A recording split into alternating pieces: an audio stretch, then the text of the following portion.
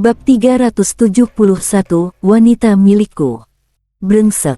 Pemimpin Sekte Xuanzong dan para tetua sudah murka sampai ke puncak. Pemimpin Sekte Xuanzong bersama 9 tetua, 10 kuat tertinggi sekte, bergerak serentak dan mengepung rapat Mubei. Mubei tetap tenang. Ia menggenggam tangan kiri Sufan, lalu menatap pemimpin Sekte Xuanzong dan berkata, "Ingat baik-baik kata-kataku berikut ini. Dia adalah wanitaku. Mulai sekarang, kalau di Sekte Xuanzong masih ada yang berani mengusiknya, akan kubuat Sekte Xuanzong lenyap dari antara langit dan bumi ini." Su Fan tertegun. Seketika, air mata menggenang di matanya. Mubei benar-benar menyebutnya sebagai wanitanya. Selama ini dia tidak pernah berani berharap Mubei akan memikirkannya seperti itu. Mendengar kata-kata ini sekarang, hatinya manis bukan main. Mubei menoleh dan tersenyum padanya. "Ayo pergi." Su Fan menjawab patuh. Mubei menggandengnya, lalu melangkah menuju luar Sekte Xuanzong. Begitu keduanya bergerak, 10 gelombang tekanan ilahi yang mengerikan langsung menyelimuti Mubei. Tetua ketiga dari garis ini mendengus dingin, "Berani menerobos ke Sekte Xuanzong kami, membunuh orang-orang Sekte Xuanzong, bahkan baru saja melontarkan ancaman seperti itu. Setelah melakukan semua ini, kau masih bermimpi bisa hidup lifut pergi dari sini." Tatapan Mubei beralih padanya. Di tubuh tetua ketiga, kekuatan sumber bintang berputar-putar, aura puncak alam bintang lapisan ke-9 memancar tanpa ada sedikit pun yang tersembunyi. "Hari ini, kalian berdua harus mati di sini." Niat pedang Mubei meledak. Seketika, tetua ketiga tertarik paksa ke hadapannya oleh kekuatan niat pedang yang mengerikan itu. Sebuah tamparan mendarat telak di wajah tetua ketiga. "Pak!" Suara tamparan itu nyaring. Separuh wajah tetua ketiga remuk, dan tubuhnya terpental jatuh ke tanah. Mubei menginjakkan kakinya ke dada tetua ketiga. Bersamaan dengan suara gedebuk keras, retakan-retakan padat menyebar di permukaan tanah. "Ark!" Tetua ketiga menjerit melengking, seperti hati dan paru-parunya robek. Lalu, sesaat kemudian, suara itu lenyap. Tidak ada lagi gerakan. Mubei menatap pemimpin Sekte Xuanzong.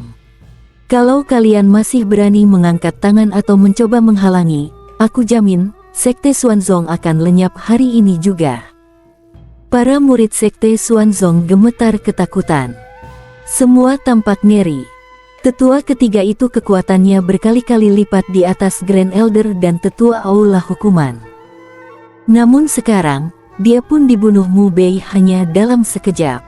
Seberapa menakutkan kekuatan bertarung seperti ini. Terlalu mengerikan. Sebagian murid bahkan tak kuasa menahan diri dan mulai menggigil. Kakek berjanggut panjang itu menatap Mubei. Kedua matanya sedikit menyipit, tampak agak tersentuh. Wajah pemimpin Sekte Xuanzong gelap sedingin es.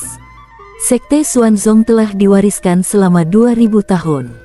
Berdiri di puncak wilayah bintang Yinghuo, menjadi kekuatan nomor 1 di wilayah itu.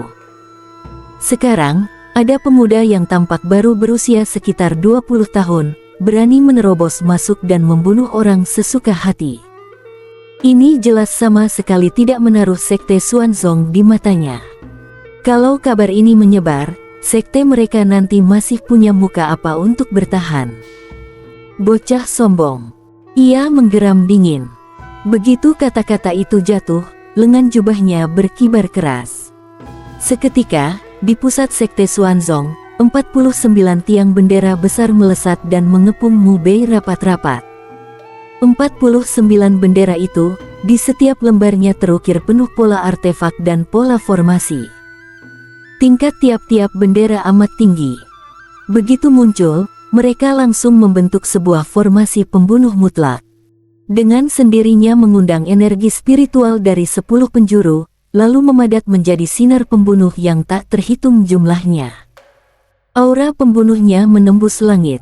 Kekuatan seperti ini seolah bisa membalikkan cakrawala, napas yang terpancar menakutkan. Jelas, ini adalah kartu truf Sekte Xuanzong. Jurus pembunuh terkuat mereka. Mati. Pemimpin Sekte Xuanzong membentak, membentuk segel tangan lalu menunjuk ke depan. Sekejap, 49 bendera itu bergetar bersamaan. Cahaya pembunuh tak terbatas menyelimuti Mu Bei. Itu. Dalam hitungan detik, Mu Bei dan Su Fan terkubur dalam sinar. Pemimpin Sekte Xuanzong mendengus dingin. Benar-benar mencari mati. Sekte Xuanzong kami bisa berdiri sebagai nomor 1 di wilayah Bintang Yinghuo selama bertahun-tahun, masa mungkin tidak punya sedikit pun kartu simpanan. Baru saja suaranya mereda, terdengar suara dengung pedang. Sinar pembunuh padat yang menyelimuti Mu Bei seluruhnya remuk sendiri. Mu Bei berdiri di tempat, tanpa sedikit pun cedera. Pupil pemimpin Sekte Xuanzong menyusut tajam. Mustahil. 9 tetua lain pun wajahnya berubah drastis. 49 bendera itu bisa menggerakkan kekuatan antara langit dan bumi. Daya bunuhnya menggemparkan dunia. Namun sekarang, tak mampu melukai Mu Bei sedikit pun. Mu Bei menatap pemimpin Sekte Xuanzong. Sepertinya, kau benar-benar tidak berniat membiarkan Sekte Xuanzong terus ada. Begitu kata-kata itu meluncur, tangan kanannya melambai. Sekaum cahaya dewa berwarna emas menggulung keluar, membungkus 49 bendera itu. 49 bendera tersebut bergetar hebat, lalu di detik berikutnya, semuanya menjadi tenang. Wajah pemimpin Sekte Xuanzong seketika berubah. Dalam sekejap itu, ia mendapati dirinya tak bisa lagi mengendalikan 49 bendera tersebut. Bei. Kendali atas 49 bendera. Telah direbutmu. Kukembalikan padamu. Ia mengaum marah. Baru saja kata-katanya selesai, 49 bendera bergetar. Segumpal cahaya pembunuh bergulung keluar, menelan pemimpin Sekte Xuanzong. Ark. Jeritan memilukan menggema. Tampak di dalam cahaya pembunuh itu, tubuh pemimpin Sekte Xuanzong langsung meledak hancur. Pemimpin Sekte. Orang-orang Sekte Xuanzong menjerit kaget. Pemimpin Sekte. Mati. Tatapan Mu Bei beralih pada beberapa tetua dari garis itu. Beberapa tetua itu langsung ketakutan setengah mati. Mereka cepat-cepat mundur dan bersembunyi di belakang kakek berjanggut panjang itu. Teman Daois Puyun, mohon turun tangan membantu. Tetua kedua berseru panik. Puyun menyipitkan mata menatap Mu Bei, tetap tidak bergerak. Tetua kedua menggertakkan gigi. Kalau teman Daois Puyun bisa membunuh bocah ini, posisi pemimpin sekte baru Sekte Xuanzong akan kami serahkan kepada teman Daois Puyun. Mulai sekarang, Sekte Xuanzong menjadikan teman Daois Puyun sebagai yang tertinggi. Puyun menatapnya. Benarkah? Tetua kedua mengangguk. Tidak ada dusta. Tetua lain pun tidak menunjukkan keberatan. Saat ini, bahkan kartu truf terkuat Sekte Xuanzong sudah sia-sia. Pemimpin sekte juga sudah terbunuh. Sekte menghadapi bahaya besar. Mereka harus meminjam kekuatan luar. Dan Puyun. Kekuatannya amat mengerikan. Puyun tersenyum, lalu mengangguk. Dengan tangan terlipat di belakang punggung, ia melangkah selangkah demi selangkah mendekati Mu Bei. Anak kecil, di usia seperti ini bisa punya kekuatan sepertimu, kau sudah sangat bagus. Mu Bei hanya mengguncang 49 bendera itu. Sekumpul cahaya pembunuh langsung menyapu lurus ke arah Puyun. Satu tamparan Puyun melayang. Begitu telapak tangannya keluar, sebuah segel misterius terbentuk.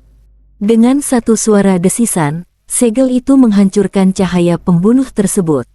Su Fan berkata pelan, "Tuan, dia bernama Puyun.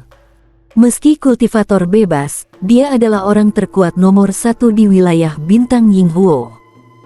Kabarnya, ia pernah mendapat sebuah ilahi kuno di suatu reruntuhan, bernama Segel Panshan.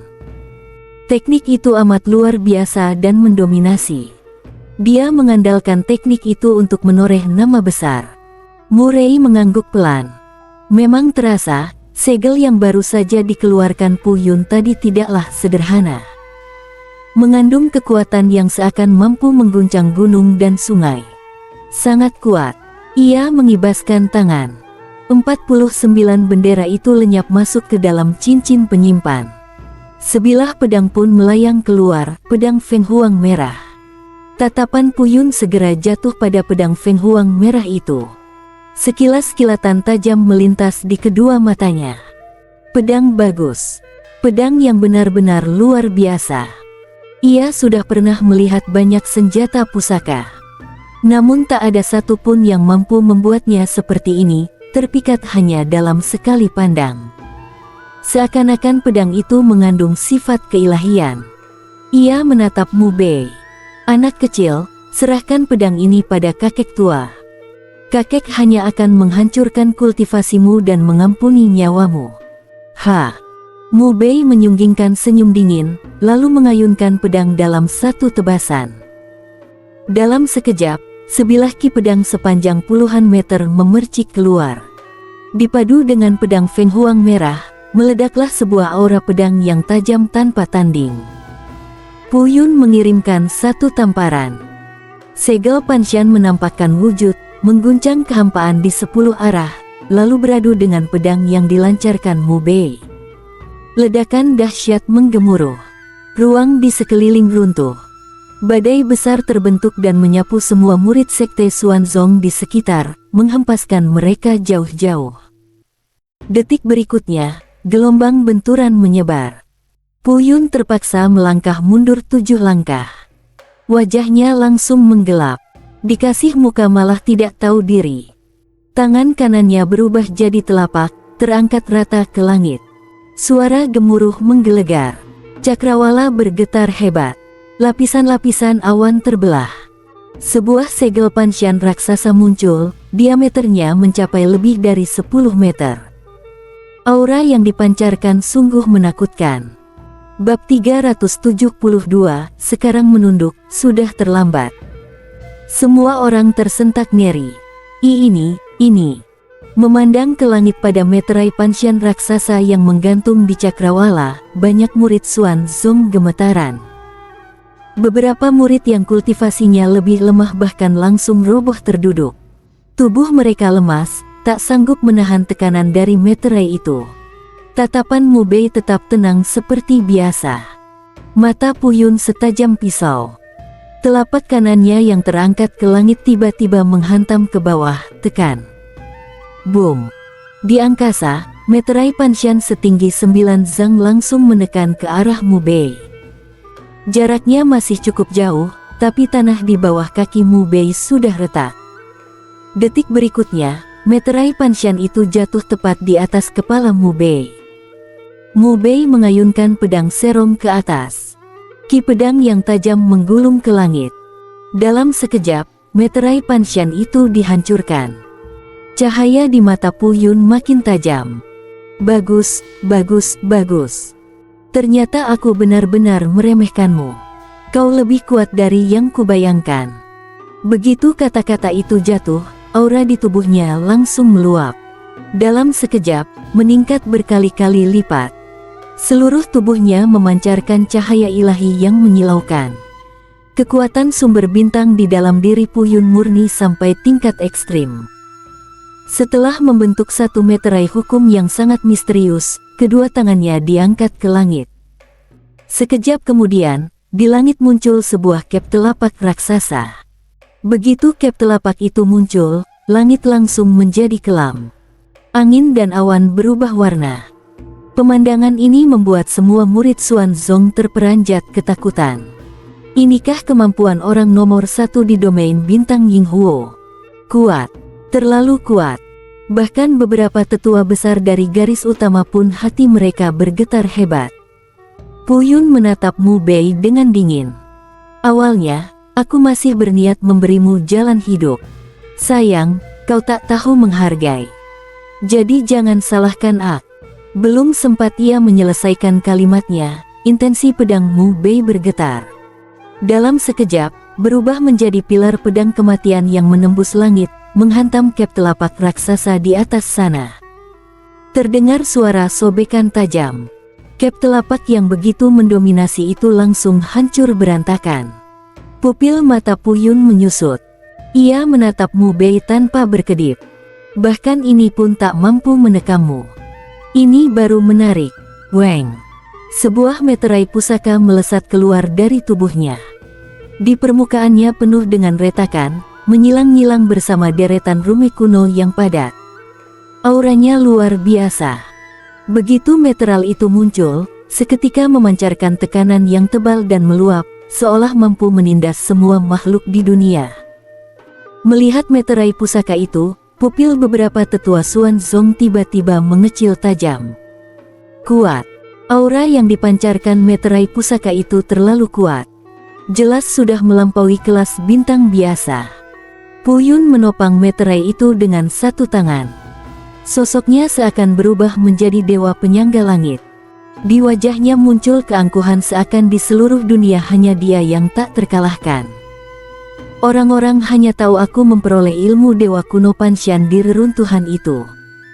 Mereka tak tahu, aku juga mendapat meterai pusaka ini. Hanya saja sayang, kerusakan meterai ini terlalu parah. Kekuatan yang tersisa tak sampai 1/10 dari aslinya.